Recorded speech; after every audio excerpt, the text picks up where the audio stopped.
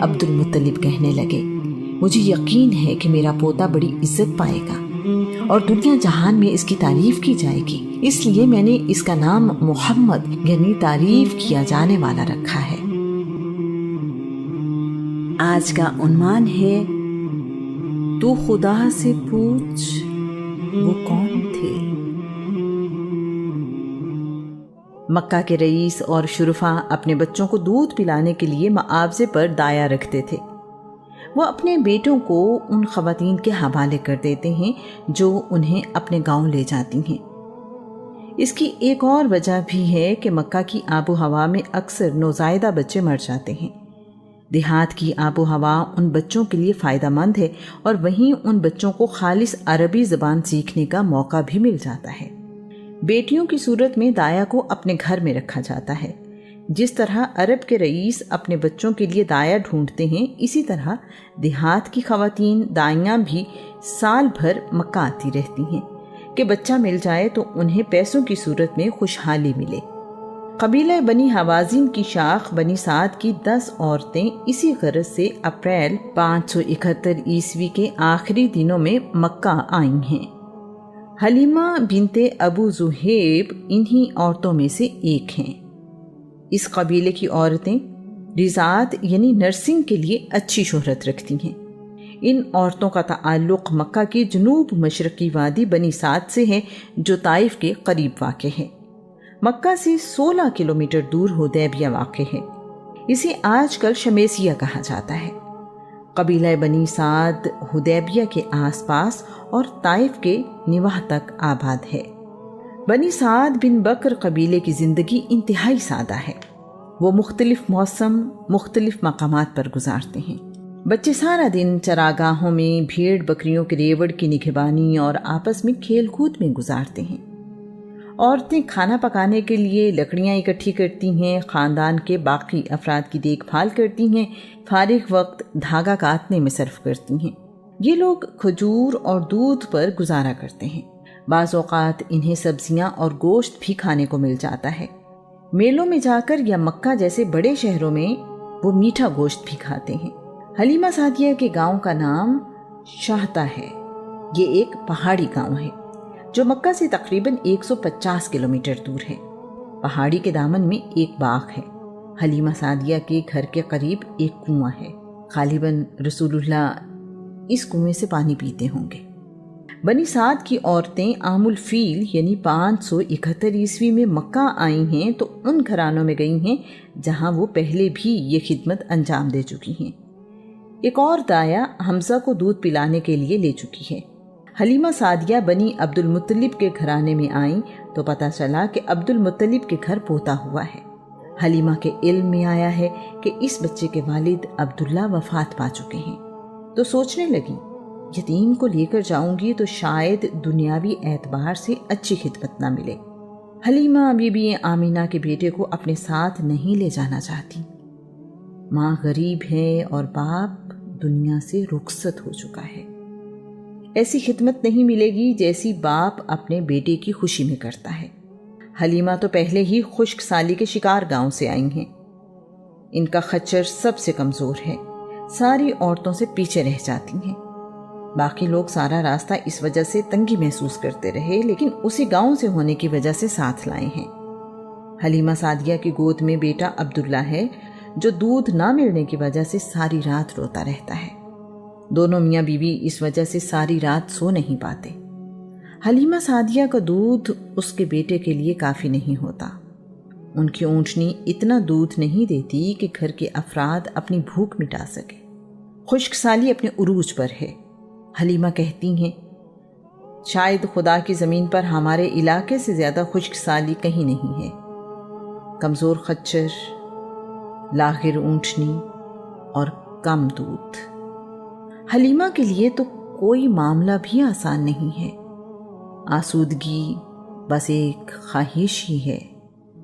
حلیمہ سعدیہ اور گھروں میں گئیں کہ بچہ لے سکے، لیکن ان کی صحت اور حالت دیکھ کر کوئی ماں اپنا بچہ انہیں دینے کے لیے تیار نہیں ہے۔ حلیمہ کو کیا پتا، اس کی کمزور حالت ہی اس کی خوش نصیبی ہے۔ حلیمہ مایوسی کے عالم میں پریشان ہے۔ اپنے شوہر سے کہتی ہیں، خدا کی قسم میں خالی ہاتھ گاؤں واپس نہیں جاؤں گی۔ حلیمہ کے شوہر نے مشورہ دیا ہے کہ پھر ہم عبداللہ بن عبد المطلب کے بیٹے کو ہی لے آتے ہیں۔ حلیمہ سعدیہ اور ان کا شوہر حارث بن عبد العزیٰ بی بی آمینہ کی خدمت میں حاضر ہوئے ہیں۔ ان کی ملاقات بچے کے دادا سے ہوئی ہے۔ عبد المطلب نے دایا سے پوچھا ہے، تمہارا نام کیا ہے؟ جواب ملا، حلیمہ سعدیہ۔ واہ واہ، حلیمہ یعنی نرم بھی اور سعدیہ یعنی خوش قسمت بھی، یہ دونوں خوبیاں ایک جگہ، کمال ہے۔ بی بی آمینہ اپنے بیٹے کو حلیمہ کے پاس لائی ہیں۔ پیارا بیٹا اس وقت سبز رنگ کی چادر میں لپٹا ہوا سو رہا ہے۔ حلیمہ سعدیہ کا بیان ہے، میں نے بچہ گود میں لیا اور منہ سے چادر ہٹائی تو میں بچے کی خوبصورتی پر فدا ہو گئی۔ اتنا پیارا بچہ میں نے پہلے کبھی نہیں دیکھا تھا۔ میرا جی چاہتا تھا میں اسے دیکھتی ہی جاؤں۔ میں نے اس بچے کے ماتھے پر بوسہ دیا۔ سمجھا نہیں ہنوز میرا عشق بے ثبات، تو کائنات حسن ہے یا حسن کائنات۔ حلیمہ سعدیہ کا بیان ہے، مجھے آپ سے عشق ہو گیا ہے، میں سمجھ نہیں پا رہا کہ آپ حسن کی کائنات ہیں یا کائنات کا حسن، یہ فیصلہ کرنا مشکل ہے۔ اس وقت رسول اللہ کی عمر 8 دن ہے۔ بی بی آمینہ نے رسول اللہ کو حلیمہ کے حوالے کرتے ہوئے کہا ہے کہ میں اپنے بچے کو اللہ ذوالجلال کی پناہ میں دیتی ہوں، اس شر سے جو پہاڑوں پر واقع ہو، یہاں تک کہ میں اسے اونٹ پر سوار دیکھوں، میں دیکھ لوں کہ یہ غلاموں اور غریبوں کے ساتھ احسان کرنے والا ہو۔ بچہ لینے کے بعد حلیمہ سعدیہ کی 3 راتیں مکہ میں خیمے میں گزری ہیں، کیونکہ سارے قافلے کے ساتھ ہی واپس گاؤں جانا ہے۔ حلیمہ سعدیہ بتاتی ہیں کہ میں نے قریشی بچے کو دودھ پلایا تو اپنے اندر غیر معمولی تبدیلی دیکھی۔ بھوک اور کمزوری کی وجہ سے میرے بیٹے کے لیے ہی دودھ کافی نہیں ہوتا تھا۔ اب دونوں بچوں نے اپنی بھوک کے مطابق دودھ پیا۔ میرے لیے یہ ایک خوشگوار حیرت تھی۔ حارث اونٹنی کا دودھ دوہنے گئے تو اونٹنی نے بھی خوب دودھ دیا ہے۔ وہی اونٹنی جس کا دودھ خشک تھا ایک لمحے میں بدل گئی۔ میں اور حارث نے دودھ پیا، اپنی بھوک اور پیاس بجھائی۔ اب ہمیں اندازہ ہونا شروع ہو گیا ہے کہ ہم ایک غیر معمولی بچے کو لے کر آئے ہیں۔ حارث نے کہا، حلیمہ خدا کی قسم ہم بہت ہی بابرکت بچہ لائے ہیں۔ حلیمہ سعدیہ کہتی ہیں، واپسی کا سفر بالکل ہی مختلف تھا۔ میرا کمزور خچر جو مکہ جاتے ہوئے سب سے پیچھے تھا، اب کوئی اور سواری اس کے برابر نہ تھی۔ سب حیران تھے کہ یہ ماجرا کیا ہے۔ سب لوگ پوچھتے تھے، حلیمہ کیا تم نے نیا خچر خریدا ہے؟ مکہ جاتے ہوئے تو اس کے لیے چلنا بھی مشکل تھا۔ رسول اللہ کے آنے سے حلیمہ کے گھر میں جیسے بہار آ گئی ہے۔ حلیمہ سعدیہ کے 3 بچے ہیں، ایک بیٹا عبداللہ اور 2 بیٹیاں انیسہ اور حذافہ۔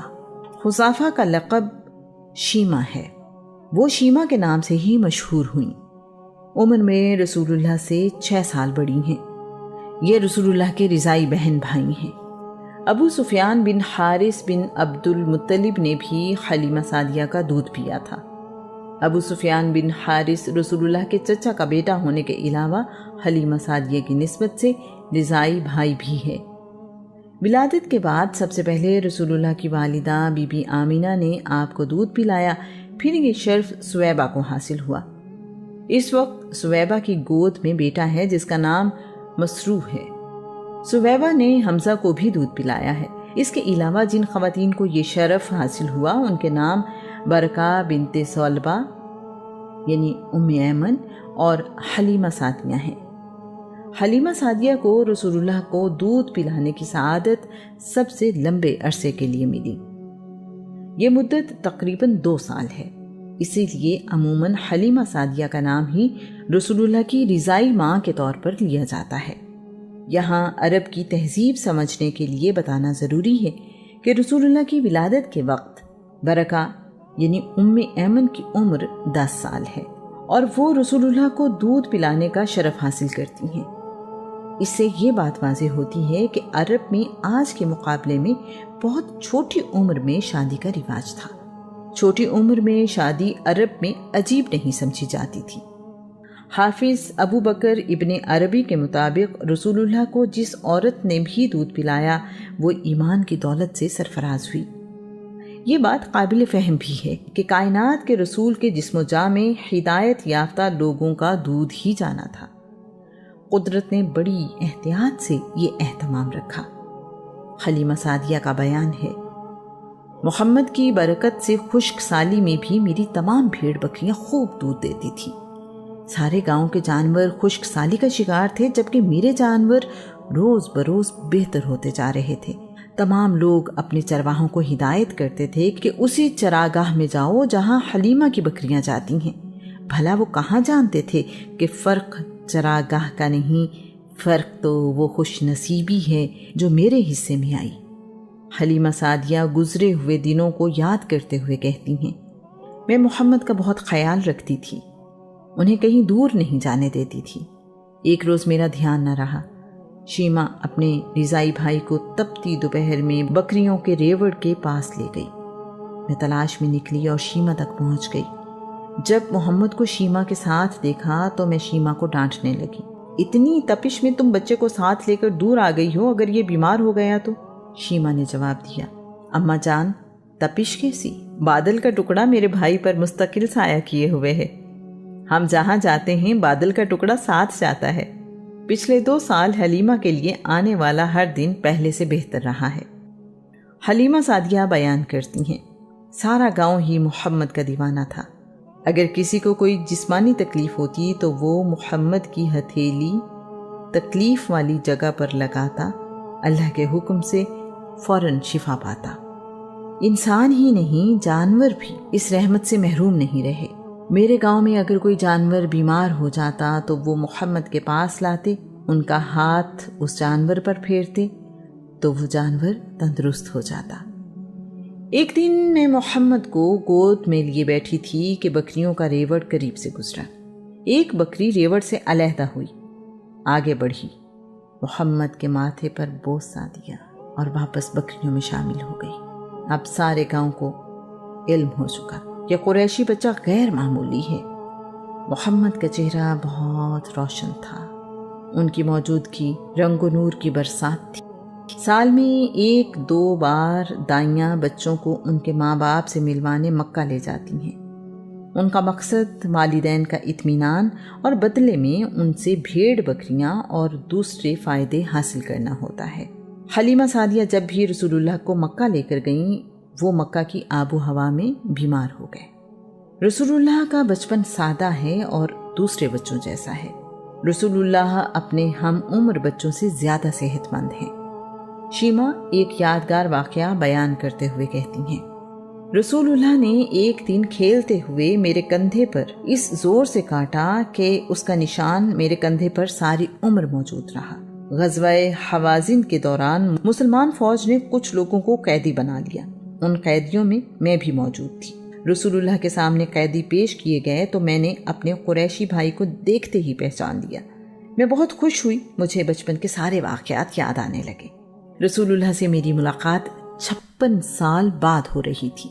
میں نے رسول اللہ کو یاد دلایا کہ میں حلیمہ سعدیہ کی بیٹی حذافہ ہوں، اور کندھے پر نشان دکھایا تو رسول اللہ نے بھی مجھے پہچان لیا۔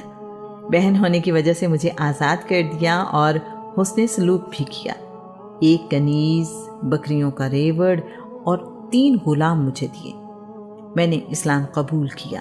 اس کے علاوہ رسول اللہ نے میری نسبت سے بنی حوازن کے 6000 قیدی بھی رہا کر دیے۔ رضاعت یعنی نرسنگ کی مدت عموماً 2 سال ہوتی ہے۔ حلیمہ سعدیہ بیان کرتی ہیں، محمد جتنا عرصہ میرے پاس رہے کبھی بستر گندہ نہ کیا، نہ ہی کبھی آپ کے کپڑے خراب ہوئے۔ وقت مقررہ پر جسمانی ضرورتیں پوری کرتے رہے۔ ان کی پاکیزگی بہت اعلیٰ تھی۔ محمد کی عمر 2 سال ہوئی تو میں اپنے شوہر کے ساتھ مکہ گئی کہ بچہ ماں کے حوالے کیا جائے۔ بی بی آمینہ اور عبد المطلب نے میری توقع سے بڑھ کر میری خدمت کی۔ میرا دل ابھی بھی اس بچے کے ساتھ دھڑک رہا تھا۔ میں نہیں چاہتی تھی کہ بچہ مجھ سے دور رہے۔ اتفاقاً مکہ میں ان دنوں طاعون کی وبا پھیلی ہوئی تھی۔ یہ ایک ایسی بیماری ہے جس سے انسان ہلاک ہو جاتا ہے۔ حلیمہ سعدیہ بیان کرتی ہیں، ہم دونوں میاں بیوی نے اس وبا کا بہانہ بنا کر بی بی آمنہ سے درخواست کی کہ وبا خطرناک ہو سکتی ہے، اس لیے بچہ ہمارے ساتھ ہی بھیج دیں۔ بار بار اصرار کرنے پر بی بی آمنہ راضی ہو گئیں۔ میں ایک بار پھر محمد کو اپنے گاؤں لے آئی۔ ہم بہت خوش ہیں کہ وہ پیارا بابرکت بچہ پھر سے ہمارے پاس ہے۔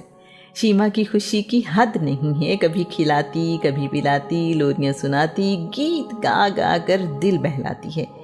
ایک دن محمد نے مجھ سے کہا، اماں میرے بہن بھائی کہاں جاتے ہیں؟ میں انہیں سارا دن نہیں دیکھتا۔ میں نے جواب دیا، وہ بکریاں چرانے جاتے ہیں۔ رسول اللہ نے ان کے ساتھ جانے کی خواہش ظاہر کی۔ رسول اللہ بھی اپنے رضائی بہن بھائیوں کے ساتھ بکریاں چرانے جاتے ہیں۔ باقی انبیاء کی طرح رسول اللہ نے بھی بکریاں چرائیں۔ یہ حلیمہ بھید کھلا نہیں، یہ مقام چونو چرا نہیں، تو خدا سے پوچھ وہ کون تھے، تیری بکریاں جو چرا گئے۔ حلیمہ یہ باتیں کرنے کا مقام نہیں، نہ تم پر یہ راز کھلا ہے کہ وہ محمد اللہ کے رسول ہیں جو تیری بکریوں کو چراتے رہے۔ شیما بیان کرتی ہیں، محمد بکریوں کا ریوڑ چراتے تو بکریاں ادھر ادھر نہیں جاتی تھیں اور کمال محبت سے ان کے ارد گرد رہتی۔ حلیمہ رسول اللہ کو ذوالمجاز کے بازار میں لے کر آئی ہیں۔ ایک یہودی قیافہ شناس نے دیکھ کر کہا ہے کہ یہودیوں دوڑو، اس بچے کو پکڑو، یہ تمہیں جڑ سے اکھاڑ دے گا۔ بازار میں شور کی وجہ سے کسی کو اس یہودی کی آواز سنائی نہیں دی۔ اس سے پہلے کہ لوگ اس کی آواز پر اکٹھے ہوں، حلیمہ نے رسول اللہ کو چھپا لیا ہے اور فوراً گھر واپس لے آئی ہیں۔ وہ جس مقصد کے لیے بازار گئی تھیں اس کی پرواہ نہیں کی۔ ایک دفعہ یہودیوں کا گزر حلیمہ سعدیہ کے گاؤں سے ہوا تو ان کی نظر رسول اللہ پہ پڑی۔ یہودیوں نے حلیمہ سے پوچھا ہے کہ اس بچے کا باپ کدھر ہے؟ حلیمہ نے خطرہ محسوس کرتے ہوئے اپنے خاوند کی طرف اشارہ کیا اور کہا ہے، یہ اس بچے کا باپ ہے اور میں ماں ہوں۔ یہودی کہنے لگے، اگر یہ بچہ یتیم ہوتا تو ہم اسے قتل کر دیتے۔ حلیمہ سعدیہ بتاتی ہیں، محمد کے دوبارہ ہمارے گاؤں آنے کے کچھ سال بعد ایک عجیب و غریب واقعہ پیش آیا۔ وہ اپنے بہن بھائیوں کے ساتھ کھیل رہا تھا کہ 2 نورانی صورت والے انسان سفید لباس پہنے ہوئے وہاں آئے۔ وہ محمد کو اٹھا کر پہاڑی کی طرف لے گئے۔ انہوں نے محمد کا سینہ چاک کیا۔ یہ دیکھ کر عبداللہ گھبرایا ہوا میرے پاس آیا، مجھے بتایا، اماں 2 آدمی قریشی بھائی کو اٹھا کر لے گئے ہیں اور انہوں نے اس کا سینہ کاٹ دیا ہے۔ میری تو جان ہی نکل گئی۔ دوڑتی ہوئی محمد کے پاس پہنچی، دیکھا تو وہ ٹھیک ٹھاک کھڑا ہے اور اس کی نظریں آسمان کی طرف ہیں، گویا کہ نورانی صورت والے جدھر گئے ہیں محمد ادھر ہی دیکھ رہا ہے۔ میں اور حارث دونوں پریشان ہوئے۔ محمد سے پوچھا تو اس نے کہا، سفید کپڑوں میں 2 آدمی میرے پاس آئے، مجھے اٹھا کر یہاں لائے اور میرا سینہ چاک کیا۔ میرے سینے سے کوئی چیز نکال کر باہر پھینک دی۔ میرا دل نکالا، ایک تشت میں رکھ کر پانی سے دھویا اور دل واپس میرے سینے میں رکھ دیا۔ میرے سینے پر ہاتھ پھیرا اور آسمانوں کی طرف اڑ گئے۔ اس سارے عمل میں مجھے ذرا برابر بھی تکلیف نہیں ہوئی۔ اس واقعے کو شق صدر یعنی اوپن ہارٹ پروسیجر کہا جاتا ہے۔ رسول اللہ کی زندگی میں شق صدر کا یہ پہلا واقعہ ہے۔ ایسا ہی واقعہ معراج النبی کے وقت بھی پیش آیا۔ اس کی تفصیل پاک ہے وہ ذات جس نے سیر کرائی میں بیان کی جائے گی۔ حلیمہ سعدیہ اس صورتحال کے بارے میں بتاتی ہیں، میں نے محمد کی قمیص کا دامن اٹھا کر دیکھا تو زخم کا کوئی نشان نہیں تھا۔ میری جان میں جان آئی۔ میں نے خدا کا شکر ادا کرتے ہوئے انہیں گلے لگایا اور ٹھنڈک حاصل کی۔ بار بار چومتی رہی اور چہرہ تکتی رہی، 100 بار خدا کا شکر ادا کرتی رہی۔ مجھے کچھ سوچ نہیں رہا تھا۔ میں اور حارث محمد کو گھر لے آئے۔ ہم پریشان تھے اور گہری سوچ میں تھے۔ میں نے حارث سے کہا، کہیں ہمارے قریشی بیٹے کو کوئی نقصان نہ پہنچے، بہتر یہی ہے کہ ہم اسے اس کی والدہ کے پاس واپس چھوڑ آئیں۔ میں اور حارث محمد کو لے کر مکہ گئے۔ بی بی آمینہ سے ملاقات کی اور انہیں کہا کہ ہم آپ کا بیٹا آپ کے پاس واپس چھوڑنا چاہتے ہیں۔ حلیمہ سعدیہ نے شق صدر کا واقعہ بیان کیا اور کہا کہ ہمیں ڈر ہے انہیں کوئی نقصان نہ پہنچے۔ بی بی آمینہ نے کہا، اگر تمہارا خیال ہے کہ اس بچے پر کوئی آسیب یعنی جن بھوت کا سایہ ہے تو ایسا ہرگز ممکن نہیں ہے۔ شیطان میرے بیٹے کے قریب بھی نہیں آ سکتا، یہ تو بہت ہی رحمت اور برکت والا بچہ ہے۔ بی بی آمینہ نے حلیمہ سعدیہ کو وہ واقعات بتائے جو بی بی آمینہ نے حمل کے دوران دیکھے۔ رسول اللہ کی پیدائش کے وقت ہونے والے غیر معمولی واقعات کا ذکر بھی کیا۔ بی بی آمینہ بتاتی ہیں، جب محمد پیدا ہوئے تو میں نے دیکھا کہ آسمان کے ستارے بارش کی طرح مجھ پر برسنے والے ہیں اور محمد کو دیکھنا چاہتے ہیں۔ جب محمد پیدا ہوئے تو کسریٰ بادشاہ کے محل کی 14 برجیاں گر گئیں۔ ایران کے سب سے بڑے آتش کدے میں 1000 سال سے روشن آگ بجھ گئی، ہر طرف خوشبو پھیل گئی، بحیرہ سادہ یکا یک خشک ہو گیا۔ حلیمہ سعدیہ رسول اللہ کو بی بی آمینہ کے حوالے کر کے واپس اپنے گاؤں آ گئی ہیں۔ اب حلیمہ کے پاس رسول اللہ کی خوبصورت یادیں ہیں۔ رسول اللہ اپنی والدہ کے ساتھ مکہ میں رہنے لگے ہیں۔ شق صدر کا واقعہ رسول اللہ کے دوبارہ حلیمہ سعدیہ کے گاؤں آنے کے کچھ سال بعد کا ہے۔ اس میں مختلف روایات ملتی ہیں جن کے مطابق رسول اللہ کی عمر 4 یا 5 سال تھی۔ ایک روایت کے مطابق اس وقت رسول اللہ کی عمر 2.5 سال تھی۔ ابن سعد کے مطابق رسول اللہ کی عمر اس واقعے کے وقت 5 سال تھی۔ رسول اللہ تقریباً 5 سال حلیمہ سعدیہ کے پاس رہے۔ فتح مکہ کے بعد حلیمہ سعدیہ اور حارث جعرانہ کے مقام پر رسول اللہ کی خدمت میں حاضر ہوئے اور ایمان لے آئے۔ ان کے جعرانہ آنے پر رسول اللہ نے اپنی چادر ان کے لیے بچھائی، ان کو اس چادر پر بٹھایا اور کہا، یہ میری ماں حلیمہ ہیں، انہوں نے مجھے دودھ پلایا ہے، اپنے ہم عمر بچوں کے ساتھ کھیلتا ہے۔ رسول اللہ کے چچا حمزہ آپ کے ہم عمر ہیں۔ جناب حالہ سے عبد المطلب کی ایک بیٹی صفیہ بنت عبد المطلب بھی ہیں جو رسول اللہ سے 2 سال